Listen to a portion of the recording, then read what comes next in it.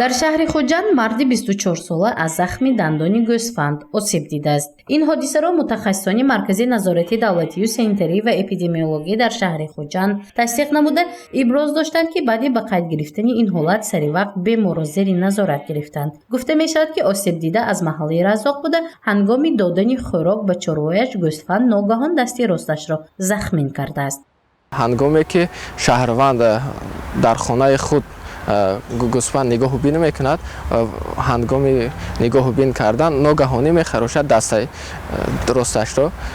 баъд аз хароштан ба беморхонаи клиникавии шаҳри Хуҷанд муроҷиат мекунад. баъд аз муроҷиат кардан духтурон аз муоина гузаронда, баъд аз муоина ба нуқтаи осебшиносӣ равон мекунанд. дар нуқтаи осебшиносӣ беморро муоина карда ба ваксина фаро мегиранд. бемор айни ҳол ҳамаи ваксинаҳои худро саривақт гирифтааст. ҳолати умумии бемор хуб аст, айни ҳол солим мебошад бемор.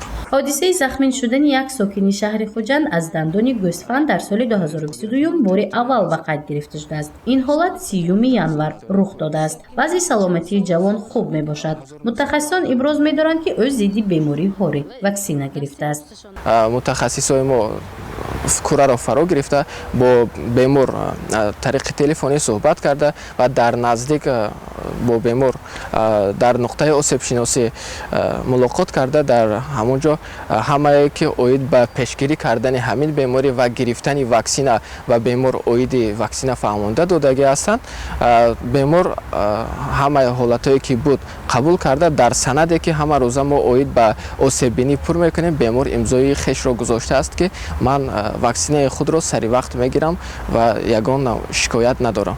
аз осеби дандони гӯсфанд бемории ҳорӣ ба қайд гирифта намешавад, вале эҳтимолият вуҷуд дорад. ин эҳтимолият ҳангоме пайдо мешавад, ки вақте гӯсфандро саг ва ё гурбаи бемор газида осеб расонда бошад. дар акси ҳол пайдо шудани беморӣ баъди захмин шудани одам аз гӯсфанд ба қайд гирифта нахоҳад шуд. дар шаҳри Хуҷанд низ ин кор маъмул аст, ки барои худашон нигоҳ мекунанд, фарбеҳ мекунанд ва барои зиндагиашон истифода мебаранд. як ё ду ададӣ хар шудааст ҳолате ки ногаҳонӣ шуда мондааст, хароб шудааст, чо кардааст, лекин тем меминем бар муроҷиат намуданд. вай гӯсфанд албатта гӯсфанд ба беморӣ хорӣ нест, лекин ба он нигоҳ накарда вай шахс муроҷиат намудааст, ки им гирад барои ҳифзи саломати худаш.